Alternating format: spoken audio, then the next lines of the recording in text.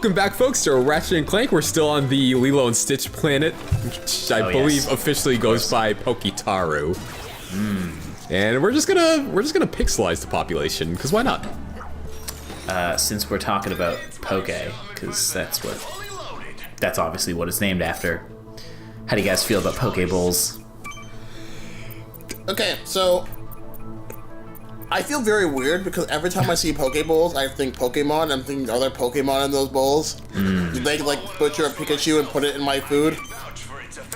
I'd probably eat a Pikachu. What do you eat a Pikachu? Do Pokemon eat Pokemon in the Pokemon world? There's an interesting thing about this, which is that I remember hearing in an interview that there was a rule in the Pokemon universe that like no one really no one really talks about eating meat generally because it's just like a thing that brings up too many questions, and so you just don't mention it in the game. But they eat sushi in the anime. Well, but then like, also that's gotta be a Magikarp or like a red Gyarados or something. Yeah, so I remember. So a friend of mine was playing through Pokemon Sun and Moon, and in that like they say that like Magikarp is a delicacy, so they kind of break that rule. So I don't know. In Sun and Moon, they say I haven't beat Sun and Moon yet, so. Yeah, I never played it. I really wanted to when it came out, and then I was just like, nah. I'm fine. So who's driving? Nobody. They're dancing. That's a weird glitch you can exploit, which I learned on this very playthrough. Actually, I didn't realize this was a glitch. I thought it was just like what happened in the game. I mean, they sort of just like moonwalk to the middle of the platform when they're dancing. I'm surprised there isn't a Just Dance sort of spin-off of Ratchet and Clank at this point. Man, I've been playing the Dancing All Night Long for Persona 4 spin-off. It's a great game. It's a great game. I don't like... I think everything in that game is great other than the actual game. Holy... Okay. Wait, I do not like the rhythm... I consider myself a bit of a rhythm game connoisseur. I play a lot of them. I wrote a master's thesis about them. Oh, really? So... I like those things a lot, and I don't really like that system. Is it because my biggest gripe with that game is the story. Holy cow. The fact that they were able to make like a freaking novel out of they do that characters. They do that for Persona 4 Arena too, and the well. sequel. They both have sort of that same kind of thing. Right. No, I just don't like... It's made by the people who do the Hatsune Miku games, and I just think that like style of rhythm, like I don't like, it doesn't feel like reactive enough to what you're doing. Like it feels like it's very neutral towards the player. Yeah, like, I played it once, and I pretty much felt the same way. There's just like no... Yeah, sorry, what were you going to say? That being said, like, the music remixes are phenomenal. Sure, yeah, yes, they're fantastic. The best part of the game. The music is great, all the animations are fantastic, I love that stuff. But can we talk about the best dancing game ever? Elite Beat Agents? Yes! Yeah, okay, good. Yeah. Yes, of course. I still am waiting for a sequel to that game, Nintendo. You're never going to get it, which is too bad, because that game is great. I actually bought that game. I bought that game somewhat recently because I played it originally on a flash card, and I'm trying to buy the Nintendo DS games that I did not play originally legally and try to buy them legally. So yeah, and that was one of them because that game is super great. It is, and I still bought that game in WarioWare Touched. I still can't beat Jumpin' Jack Flash on the second hardest difficulty. Oh, I only ever finished that game on the regular difficulty because everything else was way too hard. Yeah. I just borrowed that game from a friend. I don't think I got through every song before I had to return it, but it was a damn good game. It's a weird game because the track list is very like early 2000s pop, and that sometimes is like, if you go back and play it now, you're kind of like, Well, like you're like, do I need to do? You're like, do I want to play? What's the Avril Lavigne song in that? Skater Boy. Yeah, Skater Boy. But they also had like ABC by the Jackson 5. That's true. And Jumpin' Jack Flash, which is also like an older song. That's like from did the 60s. they port the game anywhere after the DS? No. Okay. No. It would be really hard. I mean, you could port that game to the 3DS. Yeah. There's That's backwards compatibility, so you don't need to. I really wanted to get ported to 3DS, like 3D dancing, guys. I don't want anything on the 3DS anymore. I just want everything on the Switch. Stop putting out 3DS games. But Dan, what about Samus Returns? Samus Returns looks fine. I'm not going to buy it. I have no interest in pulling out my 3DS anymore. I don't want to do it. I have a Switch. Put things on the Switch, man. I think Samus Returns is the last, like, AAA game they're gonna be putting on the 3DS anyhow. I hope so. I mean, outside of Pokemon Sun and Moon Ultra. Like, that should be it. Yeah. Yeah. No, that wasn't for the Switch? I don't remember. They're coming up with a different Pokemon game for the Switch. Right. Okay.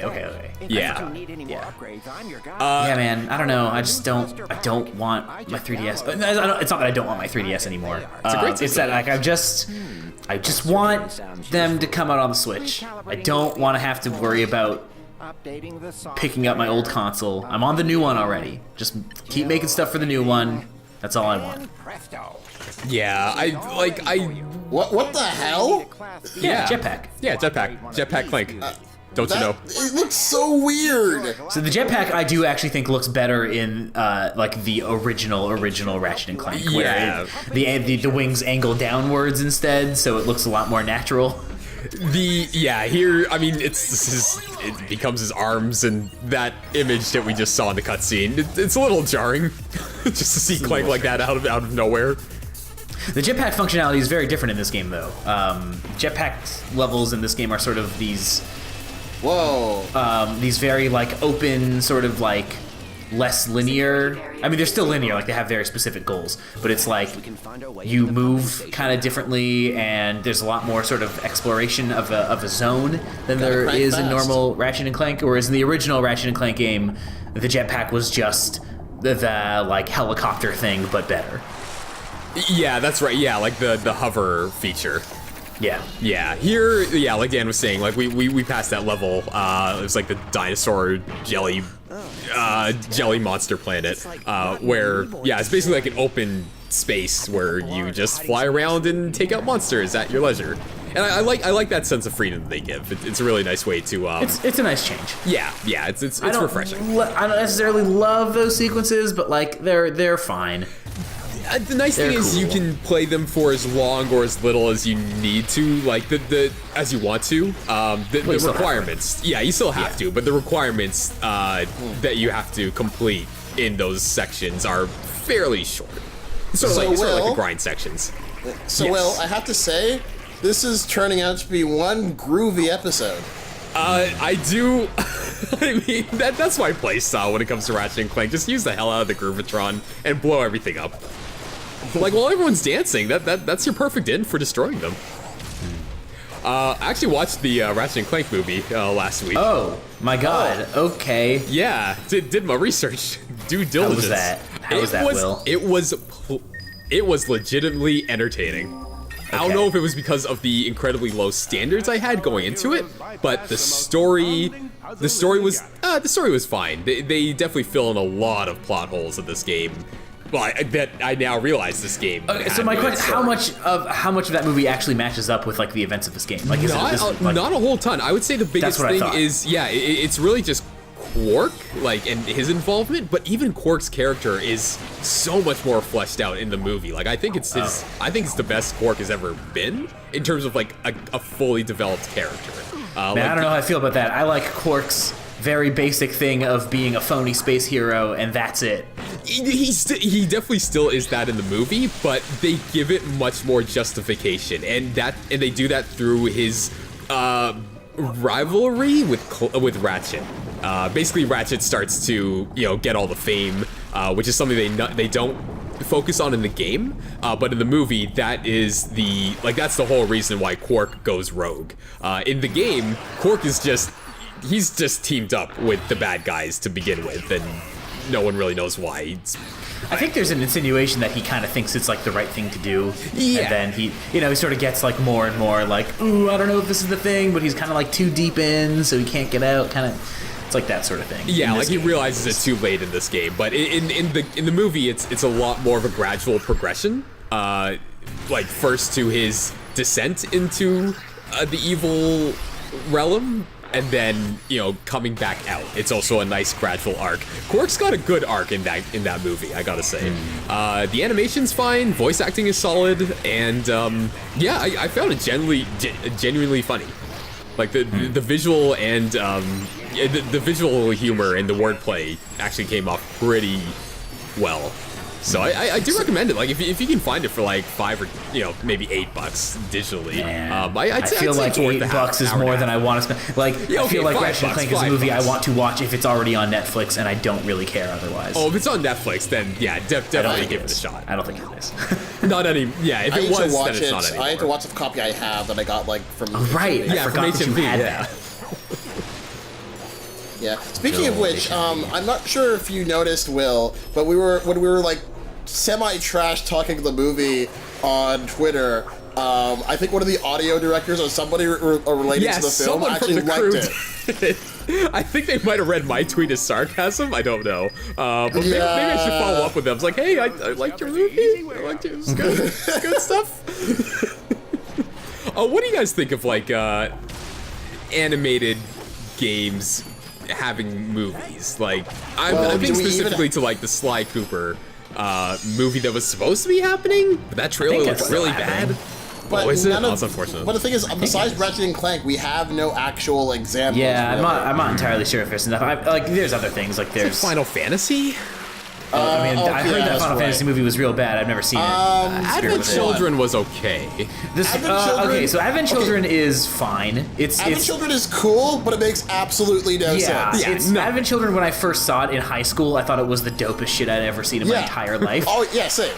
And now I think it's probably doesn't quite hold up. I'm sure, listen, that scene where Cloud keeps getting thrown in the air by everyone is still probably pretty cool, but, like, at the time I remember thinking that movie was really cool, and now I think I would probably find it kind of lame. Like, it's kind of just a bunch of fight scenes stitched together with no real cause or anything. No, there's no plot. Yeah, and I have no real attachment to Final Fantasy VII, so like I don't really care about that aspect of being like a disappointing follow-up to the game or anything like that. But I think that game is, or that movie is very much all flash and not much else. To be fair, I will still watch the shit out of Advent Children. I will still watch that and genuinely enjoy myself. Will I be able to tell you what any of it is about? Absolutely not. Yeah, if I was in I would never turn on Advent Children myself, but if I was in a situation where it was on, I'd be like, yeah, okay, this is fine. Yeah. Question: what are your guys' thoughts on Spirits Within? I've never seen it. I've never watched it. That movie basically sunk Squaresoft. That's basically when they had to merge with Square Enix or with Enix because they were like spent so much money on that movie and it was a huge flop. I've never actually seen it. It's okay. So everybody thinks it's terrible, and I actually kind of liked it. I mean, it wasn't the greatest thing ever. The problem is that it's not a Final Fantasy film. It doesn't really seem to have very much to do with Final Fantasy. It has absolutely nothing to do with Final Fantasy. It's one of those things it's really surprising that it doesn't, because Final Fantasy, like, what you need to be a Final Fantasy game, let's say, is not really that much. You need, like, chocobos, you need a person named Sid, you need maybe an airship if you can get it, but you don't even really need it. And that's and like maybe some summons, and that's kind of it. Like, it's very loose, the definition of what a Final Fantasy game even is, and yet the fact that they still couldn't even do that is surprising. Like, the thing is though, like, I am very positive that people would have much better received Spirits Within if it literally was not named Final Fantasy. I have a feeling what happened with that movie is they were making this movie and it was really expensive to make, and they were like, man, how do we get people to come see this movie that costs so much money to make? And they're like, I don't know, call it Final Fantasy? And they were probably like, yeah, all right, perfect. The thing is, though, they didn't need to do that because, like, that movie proved itself on its own in terms of graphics. Like, the graphics on that movie are amazing, and they still but it was weird. Like, I remember when that movie came out, I remember my parents seeing trailers for it and just being like, this is weird. Being like, this animation is too good, and it weirds me out. Yeah, and like the thing is, like, the animation and like the graphics were like really, really good, and I feel like it could have sold itself on that alone. I mean, the plot is not the best, but it still could have sold itself on that alone. And then they had to slap Final Fantasy on it, and that just ruined everything. So I think it's a thing where maybe that works if you're something like Advent Children, which like is coming out and understood that it was for a niche audience and was like basically coming out just to DVD and all these sorts of things. Whereas The Spirits Within was like trying to be a major motion picture event that was in movie theaters and stuff, and that is probably not the right scale for a weird, super technologically advanced, bizarro science fiction movie from Japan. I actually think it could be, just that it's not a Final Fantasy. But also in like 2002. No, I think it could be. Like, I mean, look at Avatar and Star Wars. They do the exact same thing. Yeah, but they're not, like, I think the fact that it's Japanese and anime actually matters a lot, in that, like, that was a time where in the early 2000s, like, a lot of people who would have been going to see movies were not necessarily, like, amenable to that style of like graphics, even if it looked really good. Like, even if visually it was like this like astounding thing, it was still like stylistically so different from like Pixar movies, for example, which fits lines up a lot more with like traditional sort of North American animation. I still think that it could have if it branded itself better.